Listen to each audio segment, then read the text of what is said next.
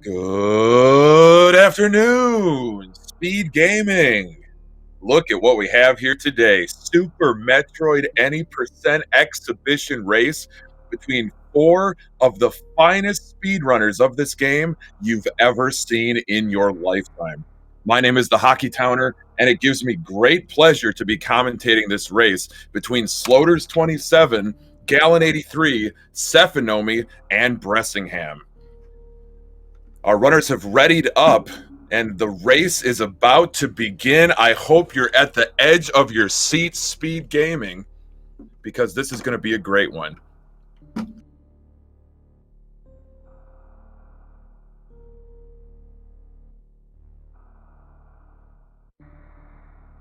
Now, I do have on good authority that something is a special wrinkle to today's exhibition race in Any Percent Super Metroid today. Sloters 27 and Gallon 83 will be running Fantune first, that is PRKD boss order, while Sephi and Bressingham will be running the standard Kraid first KPDR route. So we got the Fantune first runners on the top, we've got the Kraid first runners below them. But first and foremost, chat, we have to get on and off of Sirius Station, bathed in blue light, dead scientists everywhere. And what, lo and behold, we have a baby Metroid. Roll credits, we found it, chat. We found the baby Metroid. But no, we all know that's not how it works. Got to do the canned Ridley fight. This is just a little cutscene. The illusion of control. Our runners will damage themselves down. Little swaggy D-boost there off of Ridley's tail. And now they got to make their escape.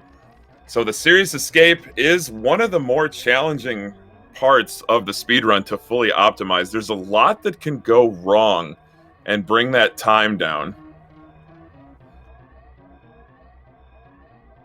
But these runners are absolutely first class in their execution. They're not going to even worry about tile room. They're not going to worry about magnet stairs.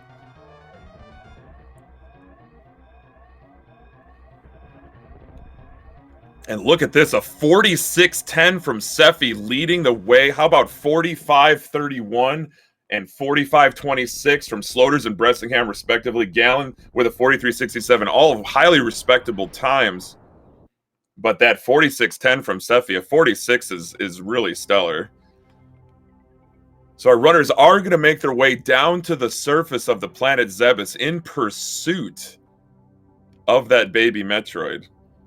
And for those of you unfamiliar with Super Metroid speedrunning, there's got to be a few of you out there. Our runners do have to journey down into the section of the game, known as Retro Bridstar. Love the ship from Sloters 27, the Kirby ship. Oh my goodness. Looks like everybody else is on a vanilla ROM here. But they land at the landing site. It's an optimal place to park your spaceship. But they're going to head down through the old Metroid 1 escape, through the old Metroid 1 Mother Brain room, to the beginning of not only this game, but that NES classic, that Metroid 1. They have to pick up two key items. That is the morphing ball and the very first missile pack. That's kind of what starts the game rolling. And since this is any percent, no major glitches, they will be equipping themselves with the absolute bare minimum to complete the game as quickly as possible. So you see, always in a Metroidvania, in an exploration-based game, never go right. Always go left. And you see our runners heading through Retro Brinstar down into the construction zone to grab that first missile pack. And then they will be making their way back up to the surface of Criteria to do battle with the very first mini-boss of the game, Bomb Terizo. But before they get there, before they journey all the way back to the surface, they do have to complete a highly technical section of the game known as the Climb. The Climb really separates the new from the seasoned veteran runners. But even before they get to the climb, they have to make it through Old Mother Brain, hopefully avoiding falling in those pits, but also destroying all of the space pirates and unlocking that door. Ooh, you see Bress missed that first space pirate, but the rest of the runners look good. D-boost off of those shots from the space pirates. Sephi out to a blistering pace right now. And look at this. Look at the ledge grabs that manipulates Samus's hitbox to just grab onto the ledge just a little bit faster. You see Gallon and Sephi utilizing that so-called behemoth climb with those ledge grabs. Bressingham and Sloters going with the also tried and true strategy of right side wall jumps. So now, runners heading into Bomb Terizo. They've got full ammunition and full health. That's going to be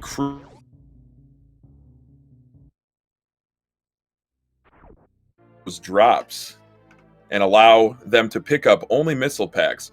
Because the pea shooter, Samus's unupgraded arm cannon, does 100 damage per shot, they're going to want to keep their shots in groups of 5 and then finish off Bomb Terizo with a missile. That will allow our runners to avoid the decapitation animation and thus go even faster. So, incredible fight from Sloters. Really, really nicely done. Sephi looking for a missile drop and gets it. That's all 4 runners avoiding the decapitation animation. My goodness, have you ever seen this before? Sloters and Sephi, the first ones to make it back into the parlor. I should say Sloters and Bressingham. And now we're looking for that Alcatraz escape. 3 wall jumps with a midair morph, perfectly executed. Well done from all 4 runners. Sloters is into Terminator, going to pick up that E-Tank. Energy maintenance. Energy is going to play a really important role here for our runners doing Phantoon first. They will not have the luxury of the high jump E-Tank. They will not have the Varia suit to cut that damage against Phantoon. So you can tell the difference in routes. You can see our KPDR runners opting to just damage, just iframe their way through those pirates. But Gallon and Sloters opting to destroy those pirates so they can salvage as much energy as possible. Now, they are heading down into Green Brinstar to execute the very first sequence break of the game. That is the early Supers Mock Ball. By timing their jump through the door and midair morphing and landing soft, they will be able to carry that run speed underneath these gates that intended you to have Speed Booster. Well done from Sloters. Didn't quite get the D boost off of that waiver. But Gallon gets the D-boost, picks up that first Super Missile pack. Sephi's up there too. We got all runners picking up that Super Missile pack. They do not have to fight Spore Spawn in this category. And they're going to be heading into the next section of the game, which is Big Pink, where they will be rewarded with the Charge Beam, as well as another crucial missile pack.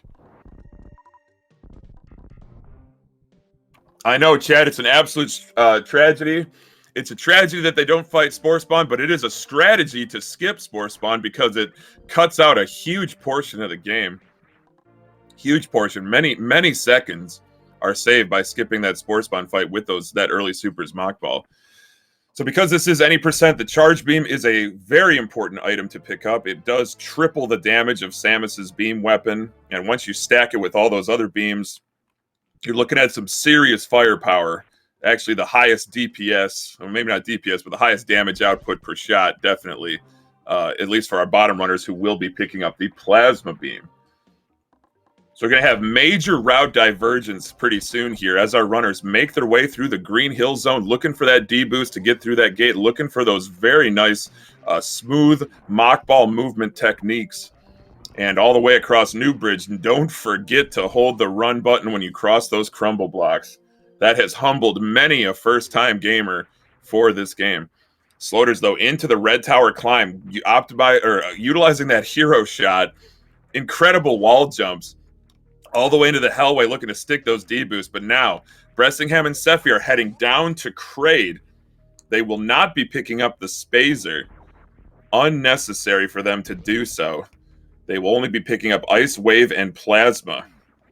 Of course, our runners up top, PRKD, they will not be picking up Plasma, so their ultimate damage output will be 1/3 that of the bottom runners. So early power bombs pick up those alpha PBs for our top runners. Ooh, Gallon getting munched by that Vileplume, that Samus Muncher. But we do have Seffi and Bressingham into Kraid's warehouse, heading into the party room. A deceptively difficult room, but you want to talk about difficult. Our two top runners here, Sloters and Gallon, they have to cross the moat, and there's two ways in which they can do so. They can go for the continuous wall jump. It's a very, very tight, I believe, two frame windows, or maybe one frame two. It's just very difficult to execute, but they do have a backup, which is the horizontal bomb jump. We got Seffi and Bressingham, the first to reach a major boss. Look at the setup. Look at that little bomb drop and then the turnaround. Puts them in perfect position to execute this Kraid quick kill. Oh, Sloter's taking a dip, but Gallon clean, looking for this continuous wall jump. Clean entrance into the moat.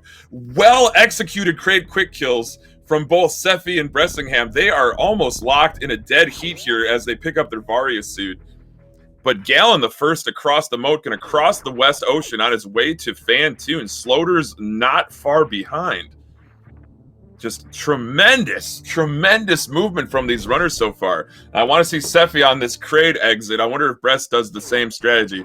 Oh, went for the D-boost, didn't quite get it. Let's see it. I wanted to see the double D-boost, didn't get it, but I've seen it before. It's fantastic stuff. So Bressingham and Seffi back into the party room, remembering to jump through the door that manipulates the key hunter's position and makes for a tidier, quicker exit. But Gallon going to be the first to get to Fantoon. May the patterns forever be in all four runners' favor. Fantoon can open with a slow, a mid, or a fast pattern. Fast patterns are preferable if you can land the Doppler missiles. So our runners doing Fantoon first, they will not have any ability to X-Factor Fantoon, the Wave Beam, Special Beam attack. Not on the table, but that is definitely on the table for our lower runners here, Seffi and Bressingham. I keep saying bottom and lower. They're not lower in skill, they're just geographically below Sloters and Gallon. So I don't want you to think anything, Chad. Don't take me out of context, Chad. But we do have Sloters and Gallon locked in eternal struggle with the go. Oh no! Gallon getting flamed to death by Fantoon, takes a death. Oh my goodness gracious, showing the volatility of this any percent category. And it looks like Sloters has enraged Fantoon. He's got to use that pseudo screw attack to avoid getting destroyed by those flames. But Gallon's gonna just shake that off, dust himself off, and try again. He's back at the ship, heading back down, back down the parlor to grab that morph ball and those first missiles. Now you may have noticed, Gallon and Seffi both have Moonfall on. That allows, or they do have Moonwalk, I should say. That allows them to execute a movement technique known as the Moonfall, which uncaps Samus's fall speed.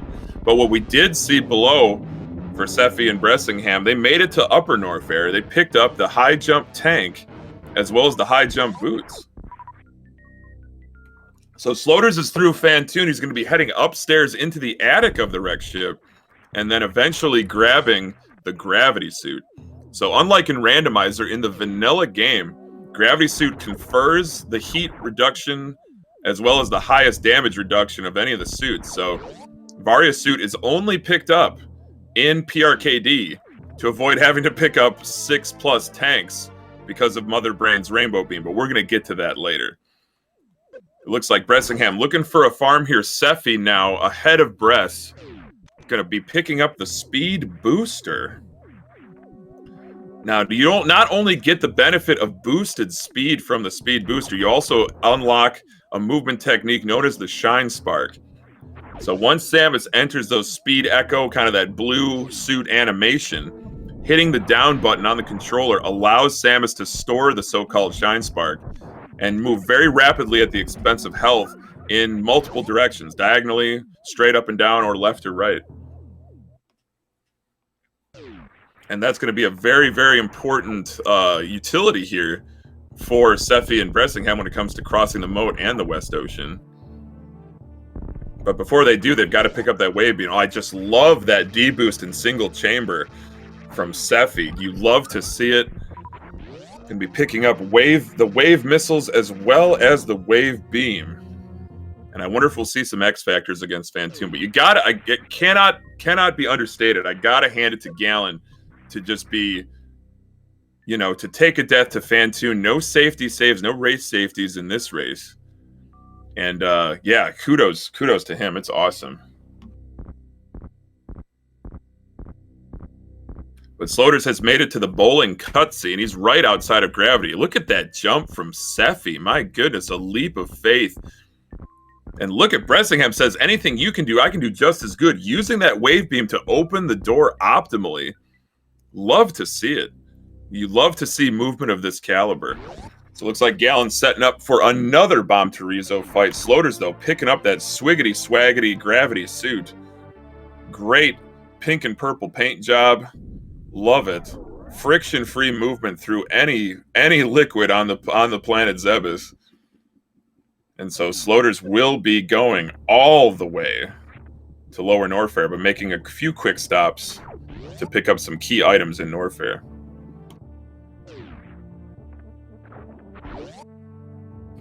Looks like Bressingham is back into Business Center in Upper Norfair. He's going to be leaving now, not picking up the Ice Beam, not until later.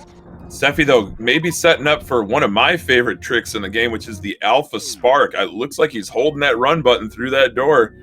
He's got the speed echoes. He's got the Shine Spark stored. He's through the door, chat. Oh, so close. Got the door open. Didn't quite get the spark off, but I got to give credit to Seffi for trying. Plus sticking that swaggy Scree D boost. And now Seffi into Red Tower. But Bressingham comes through with the Alpha Spark. Oh my goodness. And look at this high five, chat, on the left side of your screen. Red Tower high five between Seffi and Sloters. My goodness gracious. One's going up, one's going down. I can't keep heads or tails of this, chat. I love it. I'm fired up. Look at the Hellway D boost from Seffi. Sloters heading to get the Spazer. Gallon about to execute the early Supers mock ball, and Bressingham looking to blow away that block. These are very tight wall jumps to make that Red Tower climb, but he does so with gusto. So first power bomb pickup, only power bomb pickup for any percent for these runners. Seffi's got the power bombs. Bressingham about to get the power bombs.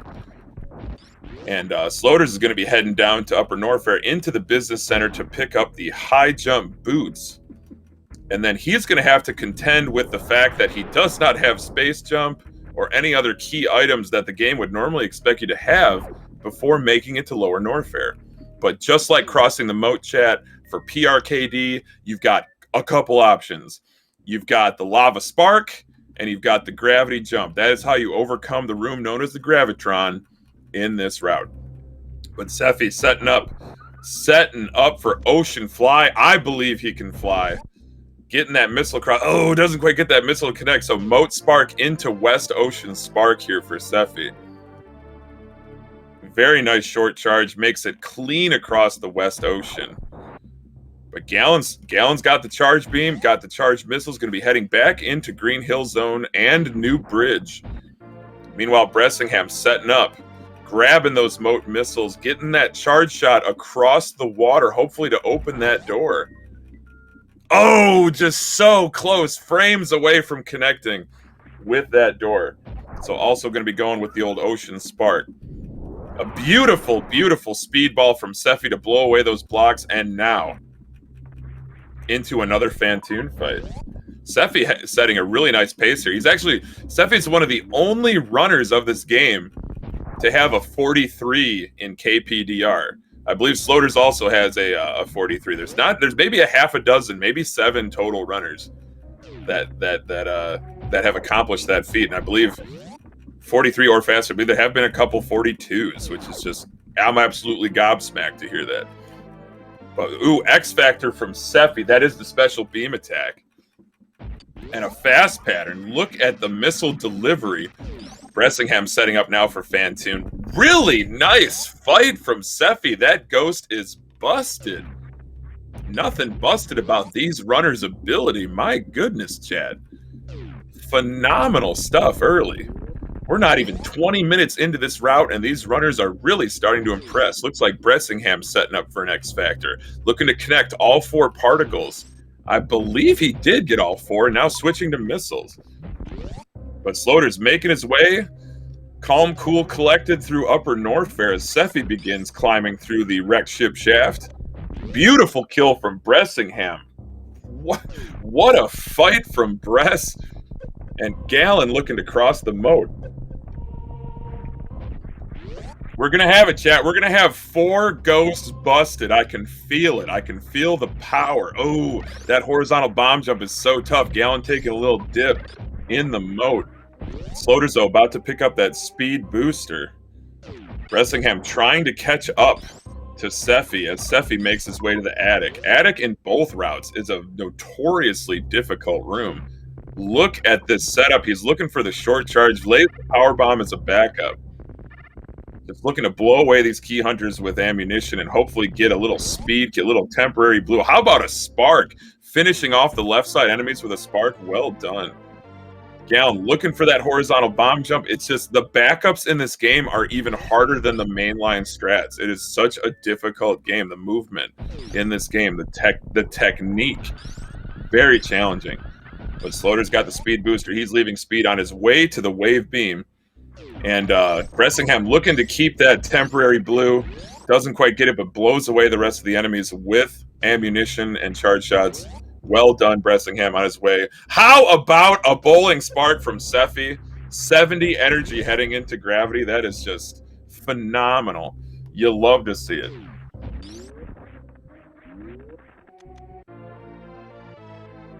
And Gallon sticks the continuous wall jump. Give Gallon a round of applause, chat. Look at the tenacity and the fearlessness of this runner to take a Fantoon death and come back stronger than ever heading into Fantoon in the wrecked ship here. Bressingham across bowling gets the bowling cutscene while Seffi about to pick up his gravity suit. Sloters has got the wave beam, so Sloters has everything he needs to head to Lower Norfair, which in this route is the most treacherous part. I mean, you're 2 tanks with a suboptimal beam, hardly any movement items. It is just absolutely bonkers. Absolutely bonkers. But Gallon, this is the revenge tour for Gallon 83 heading into Fantoon. But Seffi is across the West Ocean, flies across the moat. Going to be heading down to Meridia, a section of the game for the upper 2 screens we're not going to see for a long time. Sloter's setting up for that lava spark. I think he's got it. He's got the short charge. He sticks the D boost, flies up into the air. Perfect execution from Sloters heading to the Lower Norfair elevator. Gallon's got 47 energy. He is not going to let the ghost with the most reset runs make him reset this run. He is going to deliver the damage, deliver those Doppler missiles. The Doppler missile technique, it's a combination of voodoo, witchcraft, who knows what else, but it's also rooted in science, if you can believe it. That's why it's called Doppler missiles. Read up about the Doppler effect and it'll make perfect sense to you. Sloter's now setting up for fast pillars. Another short charge, another executed trick. My goodness. Bressingham, though, making his way back across the hellway. Seffi, though, off to a blistering pace here as we cross the 22-minute mark. Worst room in the game for Sloters, made to look easy with those precision powerbomb placement and those wall jumps as he heads into the amphitheater. That is a ghost busted for Gallon 83. That is 4 out of 4 ghosts busted. Bustin' makes me feel good, chat. It should make you feel good, especially when we are ghost busting, and that ghost is Fantoon. So again, huge applause for Gallon and all these runners on their tenacity, their fearlessness, and their execution, skill, and knowledge of this game. My goodness, you couldn't ask for more. Sloters into the red key hunter shaft. Seffi with an Everest spark through Meridia. He already made the fish tank and Main Street look oh so easy. Bressingham not far behind as he enters Meridia. Sloters into Wasteland, going to do well to avoid these Tuskegas. He's got 1 power bomb left and a super missile pickup from Gallon as he makes his way up the wrecked ship shaft. Seffi's into the pipe maze, looking for a short charge here to blow through this wall as he heads into Botwoon. Bressingham with some time to make up on Seffi. Seffi has really kept, he's taken and maintained a really good lead here. Look at the D factor, the D called X factor strategy against Botwoon. 1 round Botwoon fight from Seffi using that D factor. Absolutely sensational stuff. And let's see if he can get this mock ball into this E-tank. Oh, so close. Just a slight bonk there. Didn't quite get it. We'll see if Bressingham can get that mock ball. But he's got to contend with Botwoon first. Seffi setting up to do the full halfie, the Shine Spark across the Coliseum, while Sloters is now 60 shots away from defeating Ridley, the leader of the Space Pirates. And Seffi has got it. Botwoon is dead for Bressingham, but that is a full halfie from Seffi as he heads into Dragon. Gallon about to cross bowling to get his gravity suit. Chad, this is so hyped. This race has delivered this exhibition here in Super NES Super Stars, and we've got 4 Super Stars Super Metroid runners here. Holy moly. Holy moly, Chad. Now, the name of the game for Seffi, looks like Bressingham also setting up for full halfie, but the name of the game for Seffi is going to... Yes! Let's go, Bress! All the way across with that Shine Spark, but Seffi going to go with a 1-2 punch here on Dragon. That is Wave Beam, Special Beam Attack, the X Factor with a Shine Spark. Dragon is probably the only enemy in the game that takes damage off of Shine Sparks. And if you finish off Dragon with a Shine Spark, you get a blue suit, and you can convert that to a spike suit. Let's go, Seffi. That is blue suit engaged. He's going to try. Oh, he got the bad frame setting up for the spike suit. That is a very tight trick. So you lose your blue, but he's going to pick up that space jump. You blink and you miss it, Chad. Sloters is through Ridley. Didn't see what happened. Was too focused on the Dragon fight. My goodness, it's over. It's over for Ridley, at least on Sloters' screen. Yes, chat pointing out that Seffi did take a phenomenon hitting Dragon with a Shine Spark. It's called chain damage. And, a little nerve-wracking, but how about this? How about a Womple jump from Seffi to cross the Coliseum going back the other way? Gallon back into Red Tower. Space jump pickup for Bressingham. Again, blink and you miss it, chat. Dragon is dead for Bressingham. That is 3 out of 4 gold and 4 bosses down for these KPDR runners. Gallon opting to use that Moonfall, weaving through the blocks heading down Red Tower. Sloters on the Lower Norfair Escape. His energy looks excellent. He's got almost 3 full tanks on this Lower Norfair Escape. Treacherous part of the game. And those key hunters are not playing nice. I didn't see if Bressingham got the Womple jump, but that did look like an optimal space jump across the Coliseum. Look at this from Seffi! Are you kidding me? The Plasma Spark? Is there anything this runner can't do? The movement is absolutely bonkers. I've never seen that I've only seen it one other time in a race before. Chat, bang your hands together for that. The Plasma Spark is one of the tightest tricks in this entire game. That is something else. Seffi with the Plasma Beam, blowing away the pink Plasma guarding pirates. Bressingham not opting to go for the Plasma Spark, but does do optimal space jump movement. And Sloters is putting Lower Norfair in his rearview mirror on his way to Kraid. Holy moly. This is sensational. What a race we have, Chad. What a treat. Oh my goodness. Oh, chat, did you hear this from Sloters? Sloters is so envious. He might divert and get the Plasma Beam. That is unprecedented. But Bressingham's got Plasma. He's through the pancake room. Seffi, though, about to leave Meridia. Gallon picking up those high jump boots. Gonna need that Wave Beam and Speed Booster before he journeys down to Lower Norfair. That's where he needs to go to fight Ridley. Did you know that, chat? But Sloters is into Kraid's warehouse. And Seffi and Bressingham going to be making the long journey all the way down to Lower Norfair.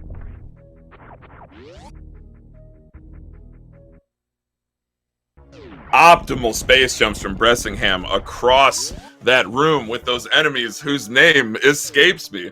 But don't forget, chat, Seffi remembered, Bressingham will remember too. Gotta pick up that ice beam. It's very difficult to get through Torian without the ice beam. You could go with power bombs, but you would need many more than our runners have, so ice beam is a crucial pickup here. It also completes the full beam combination and unlocks the ability to do 900 damage per charge shot. Sloter's having some trouble here with Kraid. Kraid just giving him the business. Look at the backup, finishing off Kraid. 3 supers and a missile with a charge opener on the reset. That was impressive. Yes, chat, in the vanilla game, gravity does stop heat damage. Gravity does stop heat damage. So the only reason our PRKD runners pick up Varia Suit is to survive Mother Brain's Rainbow Beam in the cutscene after Mother Brain 2.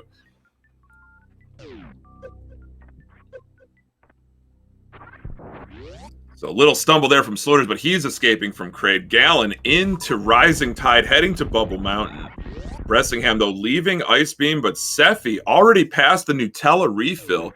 He's going to be looking to make it to Lower Norfair with just on a blistering pace. Oh, I love that strat from Gallon to freeze that waiver and just use it as a platform. Really, really nicely done.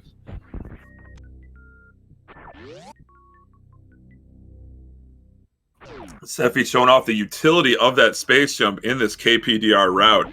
Spammable underwater, and Bressingham really turned on the afterburners using that frog speedway, making his way through the bottom of Bubble Mountain on his way to Lower Norfair. But speed booster pickup for Gallon. Slaughter's is already into Mount Everest. Sparking diagonally, going to be tangling with Botoon here in a little bit.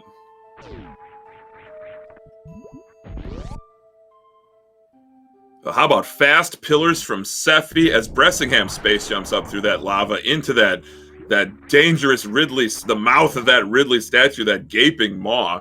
And how about worst room in the game? Just another room in the game for Seffi, freezing that pirate and dropping that power bomb to great effect. That is phenomenal stuff. Absolutely first-class movement from these runners.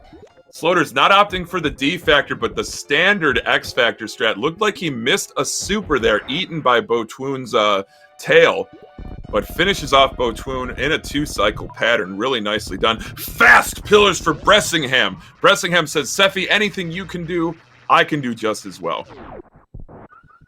And look at this worst room in the game from Bressingham. Just such phenomenal strats. Look at the movement. Look at this, just a graceful arc and midair morph above that space pirate. You love to see it. You absolutely love to see it. I didn't see if Slaughter's got that mock ball into the E-tank. Unfortunately, that's one of my favorite swaggiest swag moves. But he does get full halfy blisteringly fast across that Coliseum.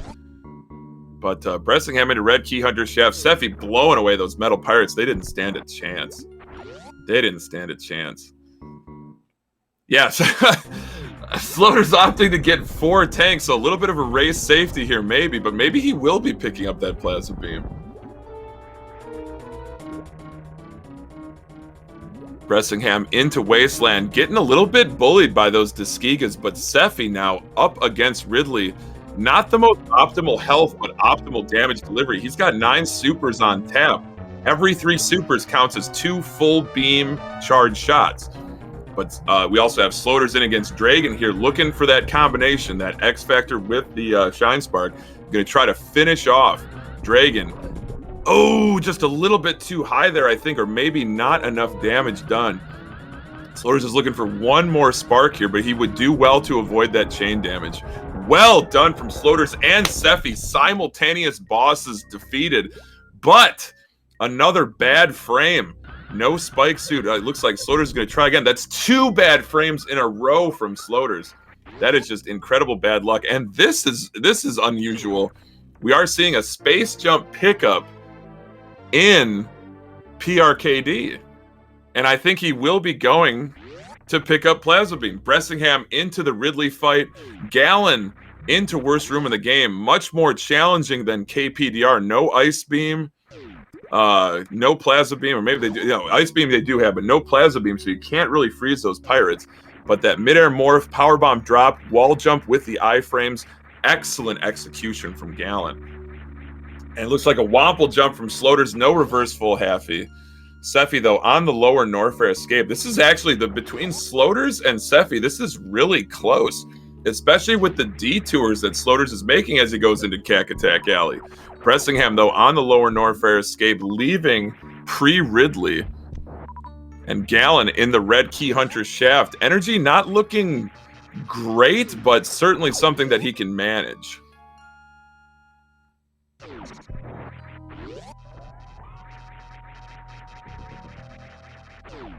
So Seffi is almost through. Looks like Sloters setting up. Oh, doesn't quite get the Plasma Spark off. Seffi with the bounty. The ultimate strat, that Plasma Spark. My goodness. But this is Chad, I hope you understand how unprecedented this is to have both Space Jump and Plasma pickups in any percent. And Gallon showing off the usefulness of that Shine Spark, destroying those metal pirates with the so-called speed echoes. There's just nothing these runners can't do. And a really nice speedball into pre-Ridley here. So Bressingham still on the lower Norfair escape, but Seffi is about to put Norfair in his rearview mirror as he heads to Golden 4. He is done with all 4 major bosses. At this rate, he might be the first one to get to G4. Sloters may have just given this race away. He had a huge lead.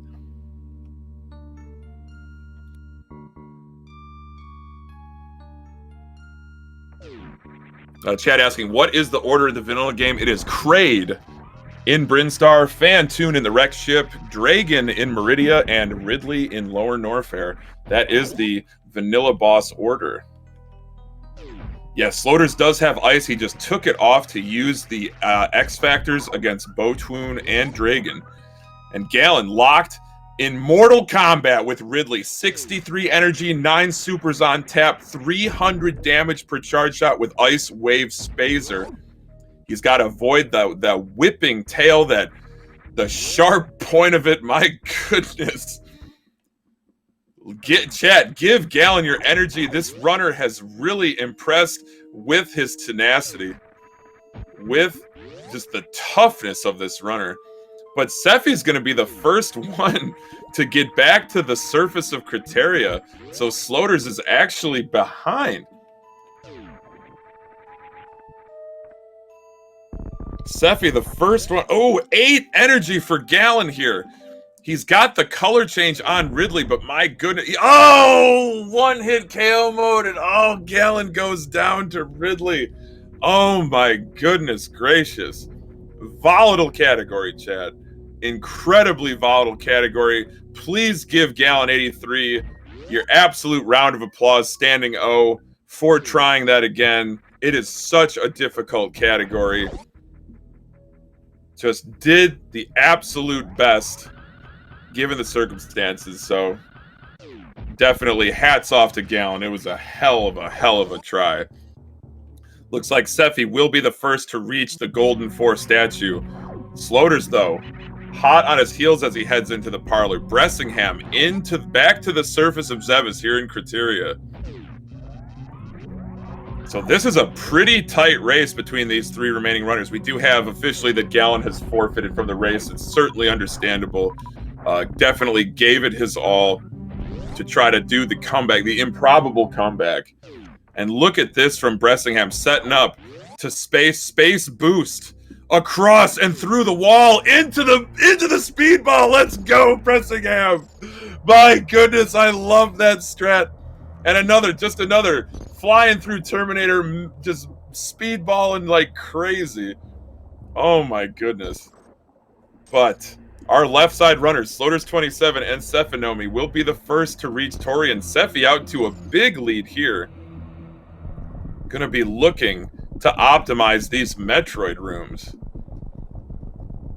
There are 4 Metroid rooms between our runners and the end of this game. And these are some of the most technically demanding rooms in the game. You see Sephi off to a good start, going with the grouping strategy, laying the bomb, getting all 3 Metroids in a single super. He's got 20 and 9, 20 missiles, 9 supers heading into Metroid Room 2. Full ammo into Metroid Room 3. This is great, great drop luck for Sephi here. Oh my goodness, blink and you miss it. What a Metroid Room 3 from Sephi. And just got to get the last grouping strat here in Metroid Room 4. And he's got full ammo heading into Baby Skip. Wonderful stuff from Sephi. Grouping strat from Sloters. Watch this Metroid Room 2 from Sloters. Look at this. Oh, he's going with the grouping strat. I thought he was going to go with death from above, as I like to call it, but still the grouping strat. And his Metroid Room 3 is also exceptional. Oh my good. Oh, didn't quite get that super to connect. He's got to watch his super count here. 20 and 7 heading in. Sephi setting up for Baby Skip. He's got to avoid being attacked by this overgrown baby Metroid. He's got to clear away the moss with that full beam combination. We call it the jump rope. He's got the jump rope. He's through the wall. I think he's got it, Chad. With Bressingham also going with grouping strats here in Metroid Room 3, heading into Metroid Room 4. Sloters with full ammo, setting up for Baby Skip. But Sephi is 1 Zebetite skip away from Mother Brain 1. And Mother Brain 1 can only be damaged by ammunition. No beam shots possible. I believe Sephi does the down back Zeb skip. Look at him ride it out. Perfectly executed down back Zeb skip from Sephi. Into Mother Brain 1. Sloters doing his best to avoid the baby from grabbing him and does execute Baby Skip. Well done. But Sephi is into Mother Brain 2, and with this beam combination, with that Plasma Ice Wave, it's going to take 20 shots. 20 shots, and I believe either 14 or 16 to get to the so-called catch-up phase. I'm sure chat will correct me. It's one or the other, chat. But Sloters going with the Ice Zeb Skip, using those iframes to go across that Zebetite. It prevents the rest from spawning. But Mother Brain not playing nice for Sephi. Quite an aggressive pattern. And how about a Zeb Skip? How about a Zeb Skip for Bressingham? My goodness! And a Moonfall into the Zebetite room, into Mother Brain 1. Sloters now into Mother Brain 2. 20 shots. A perfect execution from Bressingham on that Zeb Skip. Is there anything these runners can't do? Is there anything these runners can't do? Sephi, though, probably going to take this one. Already into the Rainbow Beam cutscene. Survives the Rainbow Beam. Sloters, though, also delivering the damage. That's going to be a slightly longer fight. Or wait a minute. I forgot, Bressingham also has Plasma Beam. It's not going to be a slightly longer fight. It's going to be 20 shots for all 3 runners. But you do see the baby Metroid attacking Mother Brain. Going to be gifting Samus with that Hyper Beam.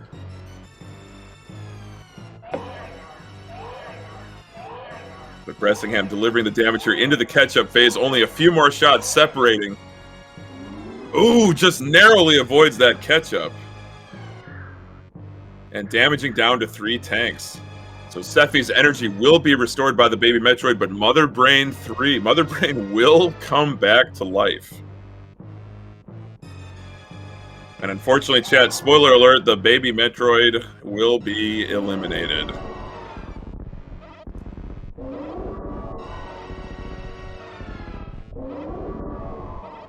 But the baby Metroid does give our runners a parting gift, which is the Hyper Beam. And Metroid,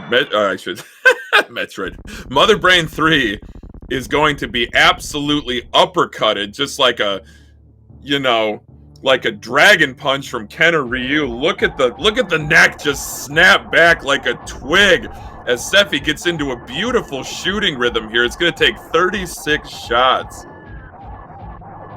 Look at that. That is a dead Mother Brain 3 for Sephi. Victory lap time as Sephi starts his escape. Sloter's about to start Mother Brain 3. Bressingham still into the baby cutscene.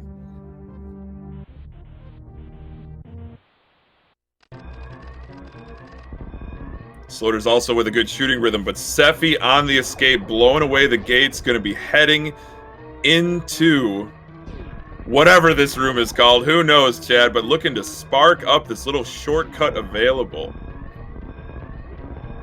And then heading into the Leodoc's room. Leodoc's room is the most difficult room of the escape. But that is a dead Mother Brain for Sloter's as Bressingham delivers the damage, delivers those hyper beam shots to Mother Brain's stupid face, just absolutely crushing her. Seffi gonna go with the Behemoth Spark up the reverse fall, aka the climb. Look at the execution.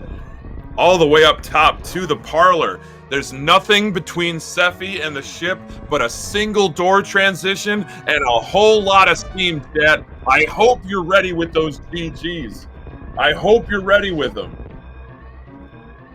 Because Seffi's going to be the first one to finish this race, making it to the ship, and ending with an official racetime.gg time of 45:05. GG's to Seffi. Bressingham on the escape into the Leodoc's room. Sloter's Behemoth sparking up the reverse fall, aka the climb, into the parlor.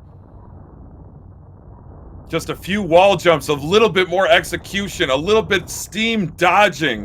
Moonfall from Bressingham in the Leodoc's room, but oh, drops the space jump. Nice recovery, Bressingham. Looking to get that spark up the climb. And Sloter's reaches the Kirby ship with an official racetime.gg time of 45:44. GG's to Sloter's, but Bressingham, not a distant third by any stretch of the imagination, into the parlor. Look at the wall jumps. Look at the ledge grabbing. Unbelievable stuff as he makes it to the landing site. And finishing with an official racetime.gg time of 46:08. My goodness gracious, chat. Super NES All-Stars. SNES, I should say Superstars, SNES Superstars, I hope you've enjoyed this exhibition race of Super Metroid any percent. Unbelievable stuff. Give them your GGs. Oh, and look at this! My goodness, Gallon! Gallon out of nowhere on the escape into the parlor! Nothing between him and the ship but one door transition and avoiding the steam! Bring it on home, Gallon! He's into the landing site. He takes a huge leap onto the ship. Yes, Gallon 83 has done it and finishes with an unofficial time of 46:56. GG's to Gallon. Oh my goodness, chat. What an exhibition here on SNES Superstars. I hope you've enjoyed it. We're going to keep the train rolling. My name is the Hockey Towner. Make sure if you like what you've seen here today that you give all these runners a follow and that you join the Super Metroid speedrunning community because it's a wonderful place. So that's all I've had to say. Thank you so much to T Sigma and everybody at SpeedGaming. It's been my absolute pleasure. I hope you enjoy the rest of the marathon.